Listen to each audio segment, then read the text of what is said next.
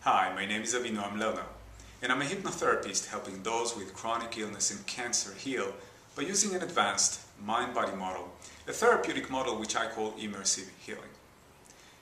I want to say a few words on the topic of forgiveness, because forgiveness is a central and a necessary part of emotional healing, very important to what we do here in my office.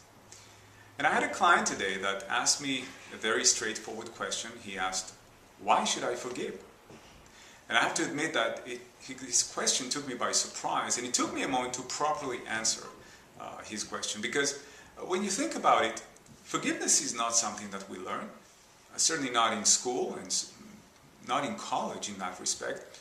I mean, we do learn to say, I am sorry, and we learn how to say, I forgive you. But what does it really mean? It's not always clear why we need to forgive, or what forgiveness is in the first place. The old-age question of whether we want to be right or we want to be happy does not always work its magic. So we need some incentive, something to consider when contemplating whether or not to forgive.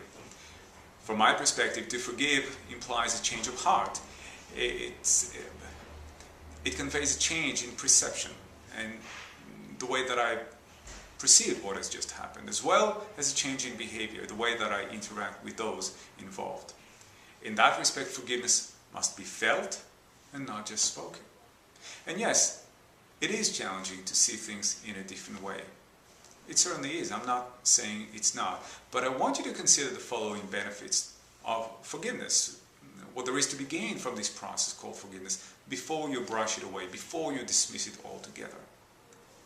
The first benefit relates to your health and well-being, which means you're going to feel better in your body.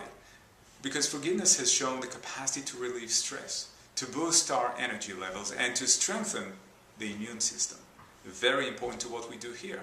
And this is a great benefit that anyone can enjoy, not just those dealing with chronic illness or cancer.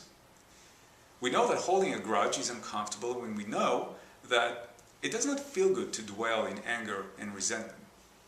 And furthermore, focusing on anger, resentment, grudge, and blame, these feelings only breed more of the same in that respect, and it's certainly detrimental to what or how we want to feel. It's enough that we're feeling hurt already. There's really no need for us to add to that feeling in any way. The second benefit that I want you to consider is very powerful, because when you forgive, you really are acknowledging your value and worth. Your worth to have peace and peace of mind, to feel centered, to feel grounded, and yes, to feel in control. Very important.